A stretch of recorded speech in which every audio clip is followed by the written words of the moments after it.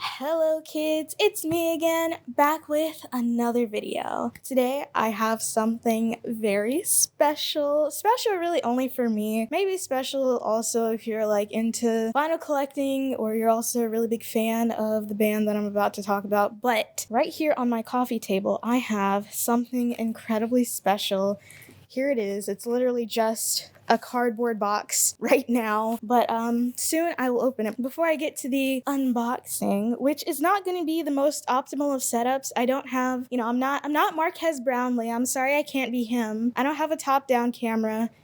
But I do have my phone, actually. Never mind. Hold on. No, there's still viable options. I have my phone. But anyways, I have a very special, very important, very amazing package in my hands right now. And it is what I would say would be my Holy Grail vinyls. Now, when most people hear like Holy Grail, they usually think of something that's maybe like really rare or, maybe really hard to find or, something that they've been looking for a long time. And I'm not gonna lie, this isn't any of those. In fact, these vinyls that I have, it's more than one that I have in my lap right now that you cannot see. They just came out. They are new repressings. I mean, they're limited edition, but they're not exactly rare. I believe there were probably something like 750 of each of these. However, I will say the day that they went on sale, they sold out basically immediately. So I think that counts for something. I was able to snag them when in reality they sold out in, I want to say less than 30 minutes, something like that. It was very quick. I was astonished at how quickly they went. A little bit of preamble for me. I have been collecting vinyls since maybe high school. I believe my senior year, that Christmas, my mom got me Infinity on High by Fall Out Boy on vinyl. It was the white and blue splatter version of that. It's on my wall currently. I'm gonna insert a picture of all the vinyls that I have on my wall currently. These will not be going on that area. I'm gonna put them on a different wall in my apartment, probably over my desk. Just to look at what I have. Like I said, I got Infinity on High by Fall Out Boy first. I had that for a while, and then I saw that A Day to Remember's album What Separates Me From You was on sale on Amazon for like $11, so I was like, why not buy it? I really liked that album at the time. It was probably my favorite album of theirs at the time. I will say it's not my favorite now. Like sometimes I joke that album is like the redheaded stepchild of their discography, sort of kind of, in that I don't really see a lot of people talking about it. Like, if you hear A Day to Remember, you think Homesick, you think For Those Who Have Heart, you think maybe Common Courtesy. I don't know. I think of Common Courtesy because that was my introduction to them, but at the time I was really into the album and the vinyl was like $11, so I said why not. So it had to be 2018. During Thanksgiving break, I got my next two, which were Someday Came Suddenly by Tack Attack and Relativity by Imarosa. Those are both 10th anniversary editions from, it's not Rise that published these albums. That's where I bought it from. And I will say, I don't really like these because, I don't necessarily buy albums for like the actual vinyls themselves, but I'm not gonna lie, these are kind of ugly. They're like a beer color and like black splatter, which it ties into the 10th anniversary covers for both of those albums, which I do like the 10th anniversary designs for the covers, which thankfully it's only a slip cover, so I could like take them off. I do still have the covers, they're just behind the vinyls in their frames, but obviously I like the original covers a lot better. They're not the prettiest of vinyls, but I have them. The Someday Came Suddenly one sold out very quickly, and the Relativity one took a little bit longer to sell out, but I was very happy to have them. Again, two of my probably favorite albums. I mean, if you look on my stats on Spotify, Relativity is probably either number 3 or number 4 for my most listened to albums, so it means a lot to me. I'm glad I have it. Johnny Craig notwithstanding, but the album still means a lot to me. After that, this is when I was living in my last apartment, and in fact, I don't even think I hung them up in my last apartment. I think I waited until I moved here to actually hang them up. But I got Era Self-Titled and Everchanger by Invent Animate. Era Self-Titled, also sort of kind of my introduction to them, but it was just a banger of an album. Like, when that album came out, I was playing it non-stop. When was that? 2021? I can't believe it's been, like 2 years since that album came out, but It's a certified banger. A no skipper, I would say. Ever Changer by Invent Anime is also an album that means a lot to me. I started listening to that, I believe, when I was in high school. Believe it or not, that was a while ago. Okay, I graduated in 2017. Yeah, that's an album that one might be actually my number one most listened to album on Spotify, and probably just in general because I have just listened to it so much. Invent Animate is probably tied for my favorite band. No, they're definitely tied for number one. I think number one shares a spot with what I have in my lap currently, which we will get into. A little over a year and a half ago is when I got those albums. And then the last one here, the most recent one that I've acquired, is New Demons by Icy Stars, which that one was, oh, do not fall, mic stand. Oh my god. I can never get this mic stand to cooperate. If you've ever seen my podcast, which you should definitely be watching, Running My Mouth podcast, go listen to it, subscribe, do all the things. I'm constantly fighting with my mic stand.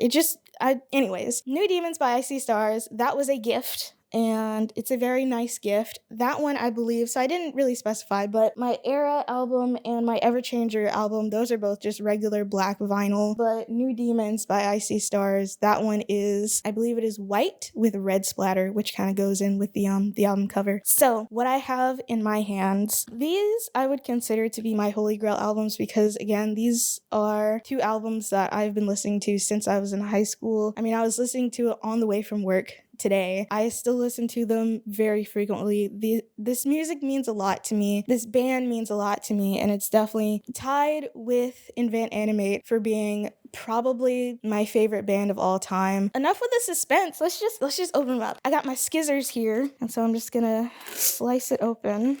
Bloop. You're getting some cardboard box ASMR. I hope you like that. You're getting that for free. Okay, let's see. Oh my gosh, I'm like far too excited to be looking at this. So they're in like a little sleeve, which is pretty nice. The plastic is kind of separated from one of these, so I'm just gonna pull them out, both of them. Okay, put that over there. Just tossing things. Okay, all right. Okay, here they are. Is it separated or am I bugging? Maybe I am bugging. I think it hasn't separated. I don't know what I was looking at then. Well, anyways, here in my hands, I have, okay, I'm gonna show them to the camera. Hopefully it won't be too shiny, but I have Juggernaut Alpha by Periphery and Juggernaut Omega, their double EP that they put out, I believe, in 2014. I might be wrong on that. I'm saying this is like my favorite album ever, and yet I don't even know when it came out. 2015. What did I say? I said 2014. Okay, they came out in 2015 then. Sorry, I was off by like a year. Yeah, this is, I don't really know, nor do I claim to know what would be considered Periphery's like most popular or most well-known album, but if I had to wager a guess, I would say these two. However, I am heavily biased because, number one, Omega was my introduction to Periphery and my introduction to this kind of music in general. So to me, Juggernaut Omega will always be famous. But I don't know if that's the case with everyone. To all my Periphery heads out there, what's your favorite album? Is it Juggernaut?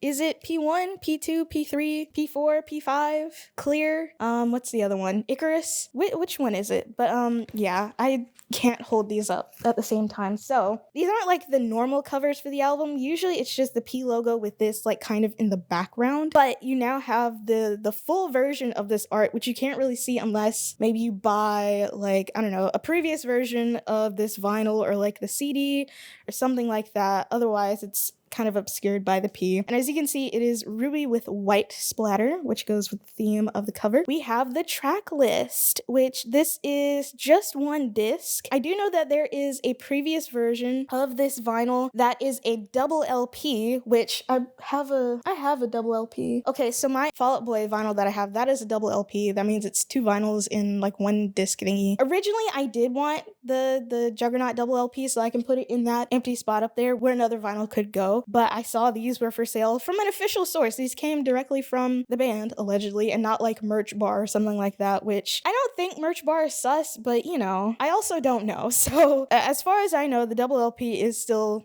available for purchase, but now I have like 2 separate vinyls. So now I'm just gonna open this back up, or not back up, I'm gonna open it up for the first time, very haphazardly, you know. I think some vinyl purists might say, you know, taking it out of the plastic, that's like ruining the value, but I don't ever intend on getting rid of these. These are dying with me. Like when I die, these are going in my casket, except I'm not being buried, I'm being cremated.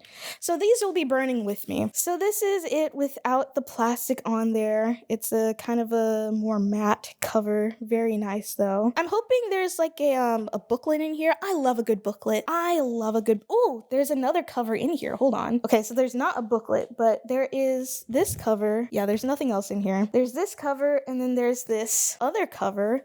So on the front, you have more artwork, which I'm just holding it up to the camera now. More artwork, as well as lyrics, I believe. Let me see. Yeah, lyrics, which is just shown in like one big block. And then on the other side, you have a picture of the band at that time, which is, you know, quite some time ago now. And you have all of the credits, meaning like who made it, you know, who produced it. So then you go down here, which again, I know some people are probably going to be very perturbed that I'm touching the vinyl directly, which is that something you're not supposed to do? I don't know. This is the record itself. As you can see, it almost reminds me of like a candy, not a candy cane. Well, yeah, a candy cane, but also one of those like red and white peppermints, which is very seasonal, very on season. It's currently December, 19th as I am making this. We have side A and side B. Now I will say, although I am a vinyl collector, I have nothing to play these on. All right, the battery died, but all is not lost. So that is Juggernaut Alpha. Here we go, Juggernaut Alpha. And now we are getting to our good sis Omega. So this is the front cover of Omega. It's a little hard to see and also very reflective. I can literally see myself in this. There it is. Now this one is emerald with black splatter, which again goes with the theme of the artwork very well. We are just going to open it up. Now, you know, I was saying before, I never really intend on selling any of my vinyls. I love them and I cherish them very much, but obviously, you know, if it ever came down to it and like it got to be that bad where I have to liquidate my assets in which I don't have that many assets. I don't own property or anything like that. But if it ever came down to it and I had to sell my vinyls, I just would have to. But, you know, I would hope that in my, even in my most destitute, I would be able to keep these because that is how much they mean to me. So this is it with the plastic off, less shiny. You can kind of see the ring light, but there it is in all of its glory. And of course, on the back, we have the track list, which is very hard to see from over there. We have this artwork. Oh, wow. Now this is really cool because I have seen most of this before, but being able to see it like up close is of course really cool. So this one has just this on the front, the lyrics and credits on the back, whereas the other one had a picture of the band on the back. And let's pull out the vinyl itself. Okay, this is a little bit darker than I thought. It's a very, I don't know. It's not really emerald. I mean, it's emerald in that it's kind of see-through a little bit, but it's more giving like a, I don't know, almost like a dark forest green color. Almost like even like a slime green color. I don't know. I mean, I guess if you really think about it, most vinyls were meant to be handled because, I mean, you're taking them out with your bare, greasy hands and putting them onto a turntable. So I don't think me touching this is going to damage it all that much, but you know, I don't know if there are any vinyl purists watching this, and if there are, I know you're just fuming, just frothing at the mouth, just steam coming out of your ears, punching holes in drywall. And honestly, the most pure of the vinyl purists are probably really questioning why, you know, I don't have a up to $1,000 setup to play my vinyls, but I just don't. I have some speakers that I got for Christmas last year and a Bluetooth receiver that goes with them, and I play my music off of that. I don't have a turntable. I don't even think I want a turntable, to be quite honest, because all of my vinyls, they're in frames, they're hung up, and I don't want to play them. As weird as it sounds, I don't want to play them. I just want to look at them. If I want to listen to the music, then, I mean, I have Spotify. And I guess, you know, I don't really fancy myself like an audiophile or anything like that, so would listening to them on vinyls have, like, the highest amount of sound quality? Probably. But, I lack the infrastructure for it. However, you know, maybe one day, some time down the road, if I ever encounter someone who has a hyperbolic chamber with just like 1,000 speakers and I don't know, a turntable in it that will let me play these albums on it. I would like to experience that, but it's probably not gonna happen anytime soon. So these are legitimately some of my favorite pieces of music of all time. I love these albums with all of my heart and all of my soul, and I am hoping that when Periphery goes on tour next year, if they go on tour next year, I'm pretty sure they're going on tour next year, because of course they were my top artists on Spotify this year. So I got the little personalized message, and Matt said they were going on tour next year. So I'm assuming they're going on tour next year. I hope I'm not being lied to. I hope I'm not being fibbed to. But either way, if they are, I will be there. I'm buying the plane tickets. I'm buying the VIP. I will be seated. Okay. I'm not gonna miss it like I did last year. Or I guess that was technically this year. I'm not gonna miss it again, because I had the opportunity to see them earlier this year, but a tornado ruined my plans, so that was really unfortunate. So as for my plans with these vinyls here that I have, I'm trying to be careful so that they don't fall out. But as for my plans with these, I'm gonna hang them up. I don't have the frames for them yet. I think I'll buy them after Christmas, after all of the shipping rigmarole has calmed down with the postal service and all the other carriers and whatnot. But I am legitimately so happy that I have them. I'm gonna put them up over my desk so that I can just look at them and appreciate them and just go, you know, I just love these. I don't know. I don't really have anything else to say other than I just love these. I'm so happy I have them, especially considering they sold out almost immediately. They weren't super expensive. I mean, both of these cost about $60 in total, and I believe that included shipping. So, it wasn't even that much of a cost. Again, these albums, they are my holy grail. But again, they're not rare, they're not hard to find, they're not really old or anything like that, but they are immensely important to me. And I wanted to share the experience of receiving them with you all, so that is why I'm making this video. That's kind of all I have to say. There's not really a whole lot more to say about it other than I'm really happy that I have them, and once I, put all of my stuff away, I'm just gonna listen to some Periphery. That's all I have to say. I just love music. What can I say? Anywho, follow me on Twitter. Read my Medium articles. I haven't written one in a really long time. I've just been working a lot. What can I say? I mean, the last video that I put on this channel came out in October, but I've been legitimately busy with work stuff. So, it kind of eats away at doing most of my other hobbies. But either way, you can read the Medium articles that I have currently. And of course, listen to my podcast. There should be a new episode out now as I am recording this. It's not out yet, but it should be out by the time this comes out. That's all I have to say for now. Stream Periphery. That's also what I have to say. Stream Periphery. Stream all of their music, especially P5. P5 is a banger. It's not a no skip. I hate to say it. It's not a no skip, but it is a banger. But you should still stream it anyways. And if you don't, I will take it personally. So, unless you just want to make me mad, then stream it. What can I say? Anyways, that's it for me. And I'm gonna go listen to some good music.